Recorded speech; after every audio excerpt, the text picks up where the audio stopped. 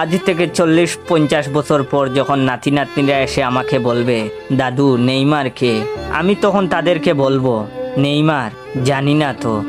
তখন তারা পিছন ফিরে চলে যেতে চাইলে আমি ওদের ডাক দিয়ে বলবো, শুন তাহলে, নেইমার সে তো এক মুকুটবিহীন রাজা ছিল।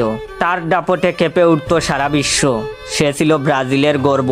সে এমন এক ফুটবলার ছিল যে বিশ্বকাপ ছাড়াই সে সারা বিশ্বের মানুষের প্রিয় ছিল। নেইমার এক ক্ষুধার্ত রাক্ষসের নাম, যার গোল কুদায় সবকিছু চুরমার করে দিত। নেইমার এমন একটি নাম যা শুনে পিএসজি, বার্সেলোনা, সান্তোস গর্ব করে বলেছিল, আমাদের কপাল ভালো যে আমরা এমন খেলোয়াড়কে আমাদের করে নিতে পেরেছিলাম। নেইমার সে ছিল কোটি কোটি ছেলেদের রাত জাগার কারণ। সে ছিল কোটি কোটি মেয়ের ফুটবল ভালোবাসার কারণ। নেইমার সে তো ব্রাজিলের সাও পাওলো শহরের গর্বের নাম। মায়ের গর্ভে আসা থেকে শুরু করে জীবনের শেষ সময় পর্যন্ত ইনজুরি নিয়ে লড়াই করা যোদ্ধার নাম।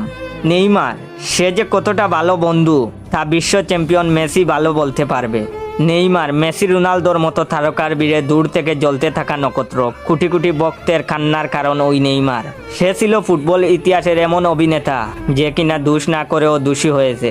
তার সাহস এতই ছিল যে ম্যাচ চলাকালীন সময়ে রেফারির